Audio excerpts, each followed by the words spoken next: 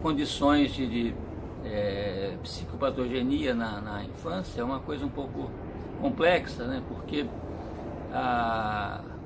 os elementos, né, patogênicos, eles dependem muito das reações de defesa do organismo, né? As reações das defesas emocionais de cada um, como cada organismo lida com esses elementos. Mas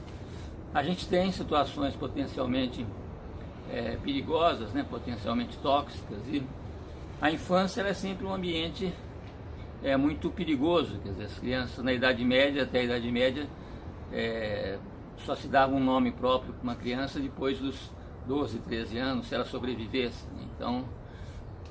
e hoje em dia não é muito diferente disso, principalmente a nível emocional, a nível psicológico. Então, as crianças estão expostas, né, a diversos tipos de abuso, diversos tipos de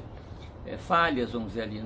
naquilo que elas precisam para estruturar o seu sistema emocional, né? Abusos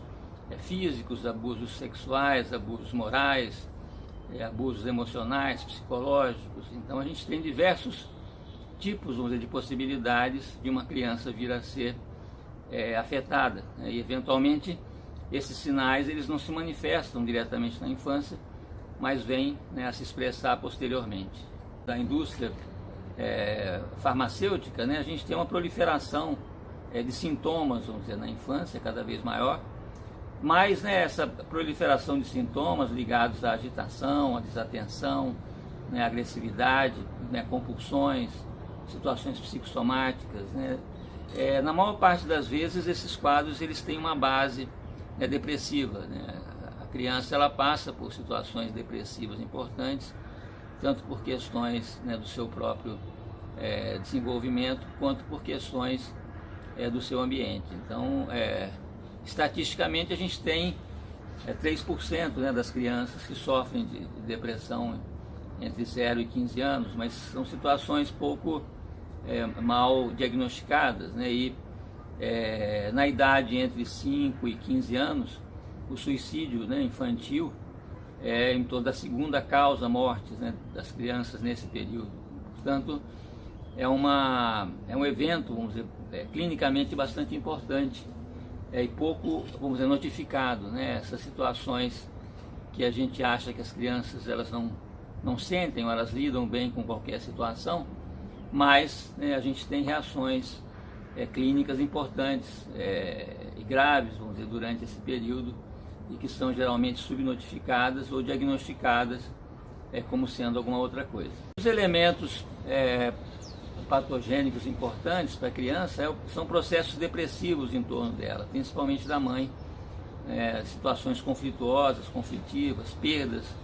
emocionais, perdas morais, vamos dizer, sofridas ali no seu ambiente de vida, que podem ocorrer até mesmo antes do seu nascimento, né? A criança ela começa a perceber, ela começa a vivenciar, né, as coisas que se passam em torno dela antes dela nascer, e principalmente através daquilo que a mãe sente. Então tem uma série de problemas, vamos dizer, que a gente entende como sendo congênitos, né, que já nascem com a criança, mas que foram eventualmente desenvolvidos intrauterinamente ao longo do desenvolvimento da criança, por ela ter que lidar, né, com sentimentos tóxicos, com sentimentos importantes, né, que chegavam até ela através do seu ambiente ou através, né, da situação emocional da mãe. Ela pode ser afetada, né, por situações onde ela se vê privada, vamos dizer, da sua movimentação psicomotora, né, que é muito comum nos grandes centros, né, que a criança se vê numa situação confinada. Então a gente sabe, né, que a mente e o corpo eles se desenvolvem conjuntamente. Portanto, situações de privação, né, ou de adoecimentos, ou de privação, onde a criança não pode se expressar, ela não pode se expandir, isso pode se refletir também, né, na construção do seu estado emocional, do seu estado mental. Então a gente tem também, vamos dizer, situações de patogenia internas, né, vamos dizer, malformações genéticas, né, malformações fisiopatológicas, né, anatômicas, que são situações que eventualmente que se dão por alguma alteração, vamos dizer, no desenvolvimento da criança, e outras vezes se dão, né, por perturbações emocionais ali no seu ambiente, envolvendo os pais, envolvendo a família, e que chegam até, né, o processo de construção de um organismo vivo. O escolar, ele também é, vamos dizer, repleto de riscos em potencial, né, para as crianças, porque a gente sabe que em torno de 70%, né, das crianças têm problemas ali de aprendizado. Então é claro que esses problemas eles se dão pela dificuldade, vamos dizer, do sistema nosso, né, de ensino, se adequar às necessidades das crianças, que são muito singulares, né? A criança ainda ela não tem uma formatação, portanto, a gente tem pesquisas, né, que mostram que em torno de 85% das crianças, dos bebês, eles têm uma genialidade nas suas respostas, né, em relação a problemas. E depois que a gente passa pelo sistema de ensino, em torno de 15% mantém essa genialidade, né? Então, aqui quem são esses 15%? São os que se adaptam, né, a essa formatação, a essa customização do nosso sistema de ensino. Que seria análogo, né, se a gente tivesse só um número de roupa, muita gente ia ficar mal vestida, né? Como a gente tem só um tipo, vamos dizer, de ensino, a gente só considera, né, a potencialidade intelectual, racional, né, das pessoas. Portanto, uma grande margem de possibilidades das crianças, né, de potenciais, ficam excluídos, né? E na escola, também em decorrência disso, né, existe muita pressão, existe muito bullying, não só entre as crianças, mas dos professores, de outras pessoas que vamos dizer, fazem muita pressão, né, sobre o psiquismo da criança, e às vezes ela não tem condições de se adequar a esse tipo de expectativa, a esse tipo de pressão. Perturbações, né, distúrbios em torno do desenvolvimento da sexualidade, né, e da agressividade, também costumam gerar reações defensivas muito graves, né, na criança, quando ela é exposta à necessidade de reprimir pressões muito violentas, né, de excitação sexual ou de excitações agressivas, né, sem que ela consiga administrar essas possibilidades, né, de uma maneira muito precoce. Isso altera significativamente a sua estrutura mental, a sua estrutura emocional. Portanto, se o seu ambiente ele não considera, não respeita, né, as possibilidades, né, de uma criança na sua singularidade, nas suas peculiaridades, lidar com essa construção, vamos dizer, da sua libido, né, com os desdobramentos da sua libido e com, né, o exercício da sua agressividade, né, isso pode alterar substancialmente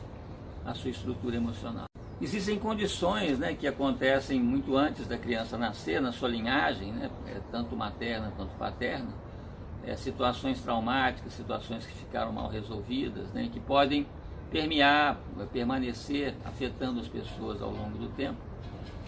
e vir, né, a incidir de certa maneira, de uma forma não filtrada, sobre alguma criança. A gente considera, né, tem muitas situações clínicas, né, que a gente considera mais graves, que demoram às vezes em torno de 3 gerações, né, para se constituir num quadro grave, né, num quadro sintomático importante. Ele vem se acumulando ao longo de algumas gerações até eclodir em alguma pessoa, né, em algum indivíduo. Geralmente uma das condições mais patogênicas, né, são falhas na função do brincar, né, na atividade do brincar da criança, que é uma atividade através da qual não só ela desenvolve, né, a sua relação com a realidade, mas de que ela pode tentar, né, se curar das suas feridas, né, ela pode tentar resolver as suas situações traumáticas. E quando é muito comum, né, a criança hoje em dia ela ser privada de um brincar ativo, né, de um brincar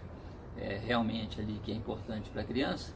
ela fica sem esses recursos, vamos dizer, de cura, esses recursos de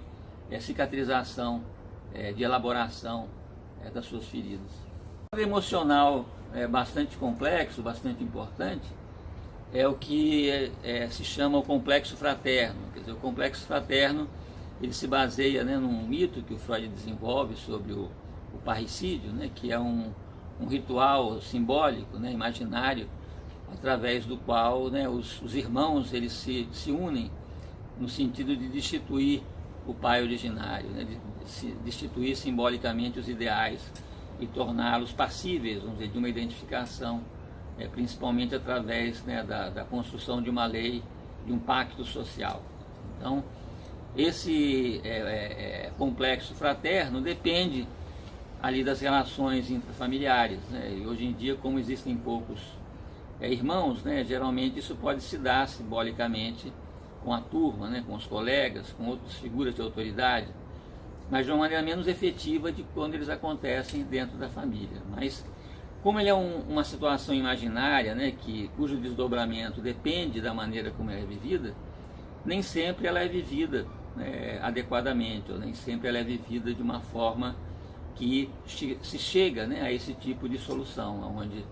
os ideais, né, eles diminuem e a gente tem não só identificações mais horizontais, né, e menos verticais, mas a gente tem também a importância do pacto social, né, que é uma coisa que pelo menos, né, aqui entre nós no Brasil ainda não aconteceu. É uma situação clínica, né, que se popularizou bastante, que é muito central, vamos dizer, para situações clínicas, né, em termos emocionais, mentais, é a questão do que a gente chama de complexo de Édipo, né? O complexo de Édipo é essa situação na qual, né, a estrutura emocional dos relacionamentos amorosos, né, dos investimentos libidinais, se desenvolve ali, né, nessa situação, dessa novela familiar que a gente chama, né, do menino, né, envolvendo ali a mãe e o pai, da menina também, a relação com o pai e com a mãe. Então essa situação, né, bastante complexa, quando ela é bem vivida, as situações depois amorosas elas ficam relativamente simples, né, porque as situações familiares elas são bastante mais complexas. E ela não é só vivida pela criança, né, imaginariamente, ela é vivida ali, né, pela família toda, como uma novela familiar, geralmente de uma forma inconsciente, e ela tem muitos desdobramentos, muitas consequências. Existem situações onde se geram muitos ciúmes, né, muitas retaliações, mesmo nas relações dos pais com as crianças, né, isso é vivido, essa situação é vivida de uma maneira muito dramática, e o resultado dela depende exatamente dela ser vivida, dela ser dramatizada, e, né, das consequências da, vamos dizer, introjeção, né, da absorção, dessa maneira como ela é vivida ao longo de alguns anos ali dentro da família. Outro detalhe bastante importante, né, dessa situação edipiana, né, é que ela, vamos dizer, ela se origina, né, miticamente com o movimento, né, dos pais de Édipo em mandar matá-lo, né, porque ele significava uma ameaça ali, vamos dizer, para o pai, né, para a ordem paterna. Então esse detalhe, vamos dizer, importante do filicídio é muito importante, não só nas famílias, né, como na sociedade, em que a gente tem, né, geralmente de uma maneira velada, uma força, né, filicida, né, uma força infanticida muito grande, né, que usualmente vai aparecer na forma, né, de sintomas, vai aparecer na forma, né, de defesas, geralmente muito importantes, de defesas muito profundas, né, muito difíceis, que as crianças acabam desenvolvendo para se proteger exatamente dessas ameaças, né, para se proteger desses impulsos, né, que elas sentem, né, ou que chegam até ela a partir do seu ambiente familiar e social. A criança pode ainda apresentar um determinado tipo de energia, um determinado tipo de personalidade, que os seus pais, né, que a sua família, o seu ambiente, ele pode não conseguir administrar, pode não conseguir decodificar isso, né, e devolver essas situações de uma maneira boa, de uma maneira produtiva, vamos dizer, ali para a criança. Então esse tipo de situação, ele tende, ou ele pode criar uma reverberação emocional, onde a criança ela se torna potencialmente afetada, né, por porque não só porque, né, uma família ali, né, a criança nasce numa família, que essa família tem os dispositivos necessários para lidar com essa criança, né? em alguns países a gente já tem, principalmente na França,